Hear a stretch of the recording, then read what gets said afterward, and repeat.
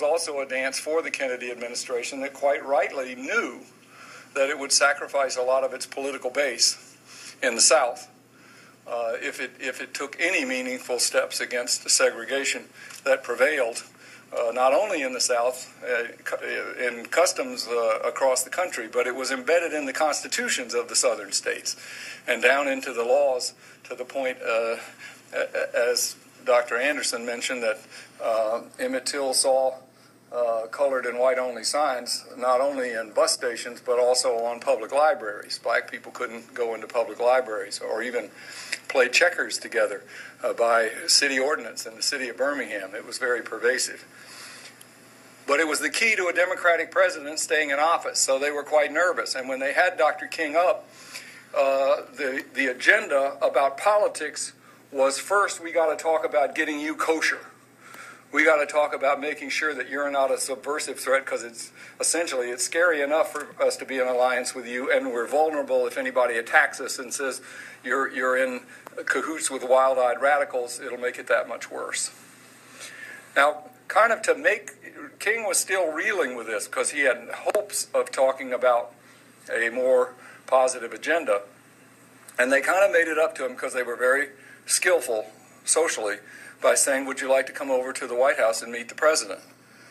And so he went over there, not on the schedule, not on the books, but he went over there and was escorted up into the residence area of the White House to have lunch with the president and, significantly, with Mrs. Kennedy, Jacqueline Kennedy. The subtle signal there was, you talked politics over on the other side with the staff. This is social. You're supposed to talk to the president about social things. And they did not discuss politics in their first meeting there with the president of the United States. This is October 1961. But they were walking in the lovely corridor up in the residence area down to the Lincoln bedroom after lunch, and when they went through, King managed to get politics in by saying, I see the copy of the Emancipation Proclamation there. We are coming up on the 100th anniversary. Wouldn't it be a magnificent gesture, Mr. President, if you could issue a new Emancipation Proclamation in honor of that one? Just as Lincoln proclaimed slavery to be contrary and freed the slaves by executive order, couldn't you do something similar for segregation and say by executive order the slavery statutes, the segregation statutes violate the American premise, the American foundation of government, therefore I declare them void? The president made a non-committal answer, said that would be interesting, and that he would be willing to hear more about it. Whereupon Dr. King went into a long 6 months of preparing a draft proclamation, executive order for President Kennedy in his words, to that effect.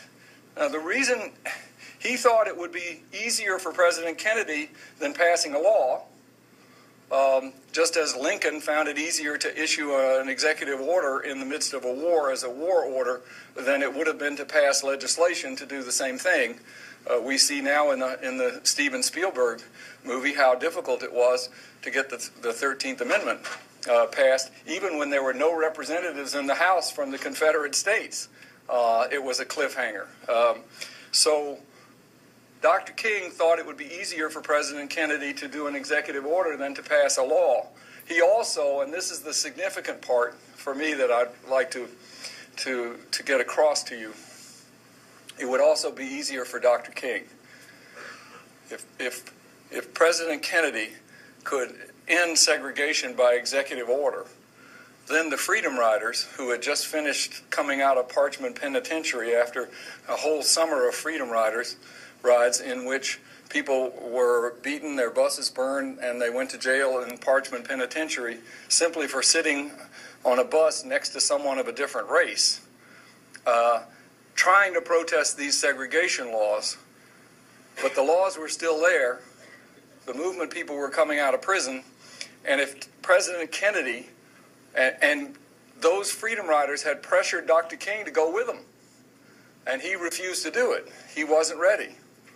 And in fact, he quite openly said, these students are ahead of me now in their willingness to take risks and to make sacrifice for our movement. If President Kennedy issued an executive order ending segregation, King thought it would be easier for President Kennedy. It would also be easier for King because he wouldn't have to join those sit-in students on anything in escalation of the freedom rides. And he was a preacher by training, and he loved oratory. He recognized that the students were doing something necessary because, as a trained orator who had tried and failed since the bus boycott to preach America out of segregation, he knew that there were some things about human nature that are so stubborn that words and oratory and reasoning are not enough. And you've got to amplify it with sacrifice and witness. And this was closing in on him. And in a way, if President Kennedy had issued this order, it was a dream that the movement would be spared having to go through what it did go through. Now, he spent the whole first part of 1962 preparing this document for President Kennedy in a very, very fancy leather-embossed thing that he delivered to the White House in May of 1962, and never heard a word in response, not one. By the time the anniversary of the first issuing of the proclamation, when Lincoln said after Antietam, "I'm going to do this," he announced that he was going to do it on January 1st, effective unless the southern states ended their rebellion. That deadline passed, and he never got any answer from President Kennedy, which dismayed not only King, but a lot of his allies in Congress, because they were hearing that President Kennedy was going to do something dramatic to honor Lincoln.